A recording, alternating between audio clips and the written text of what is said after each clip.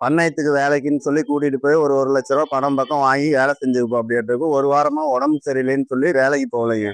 அதனால பாத்தீங்கன்னா கார்ல வந்து ஒரு 4 நபர் வந்து அந்த சம்பந்தப்பட்ட 4 நபர் வந்து கார்ல கூட்டிட்டு போய் அடிச்சு இந்த மாதிரி திருச்செங்கோடு விட்டமலைங்கிற பகுதியில போட்டுட்டு இந்த மாதிரி அவங்க பையனுக்கு வந்து கூப்பிட்டு இந்த மாதிரி தகவல் சொல்லியிருக்காங்க, அப்பா இந்த மாதிரி இருக்காரு வந்து கூட்டிட்டு போங்கன்னு சொல்லி அவர் வந்து கூட்டிட்டு போறப்ப பாத்தீங்கன்னா கூட்டிட்டு வந்து ஜிஹெச்ல அட்மிஷன் போட்டிருக்காங்க.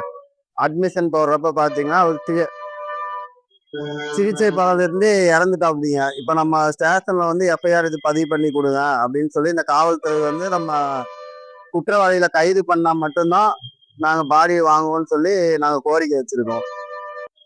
தமிழ் புலிகள் கட்சி மாவட்ட செயலாளர், மொடக்குறிச்சி சட்டமன்ற தொகுதி மாவட்ட செயலாளர் மாறி நிற்பது.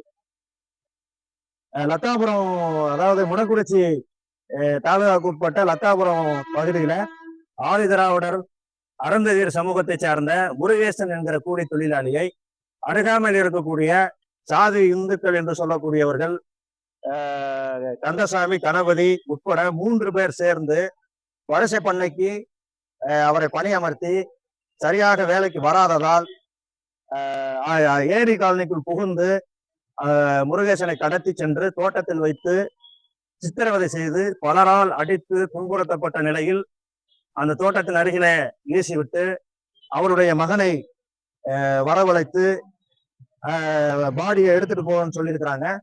அப்படி போகும்போது தகப்பன் தர வேண்டிய 40,000 ரூபாயை கொடுத்துட்டு எடுத்துட்டு போன்னு சொல்லியிருக்கிறாங்க. இந்த 40,000 ரூபாயை நான் தந்து விடுகிறோம்னு வந்து இவர் போராடி இருக்கிறார்.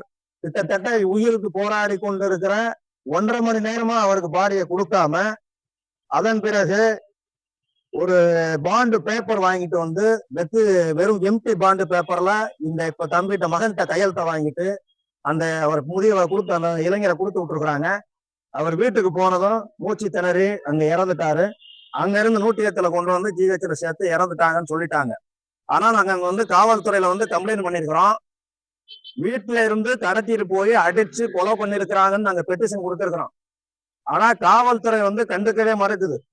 அந்த சாதி இந்துக்களுக்கும் அந்த தோட்டத்தில் இருக்கக்கூடிய பணக்காரர்களுக்கும் அரசியல் கட்சிக்காரங்களுக்கும் சாதகமா காவல்துறை பேசிட்டே இருக்குது. இப்ப வரைக்கும் போஸ்ட்மார்டம் பண்ண மாட்டேங்கிறாங்க. பாடியை வாங்குவே சொன்னாதான் போஸ்ட்மார்டம் பண்றேன்றாங்க, பாடியை வாங்கிட்டு போங்கன்றாங்க. நான் அதை பண்றேன் இதை பண்றேன்னு பொய்யா வந்து கதை சொல்லிட்டே இருக்கிறாங்க. ஆனா குற்றவாளியை பிரிக்க மாட்டேங்கிறாங்க.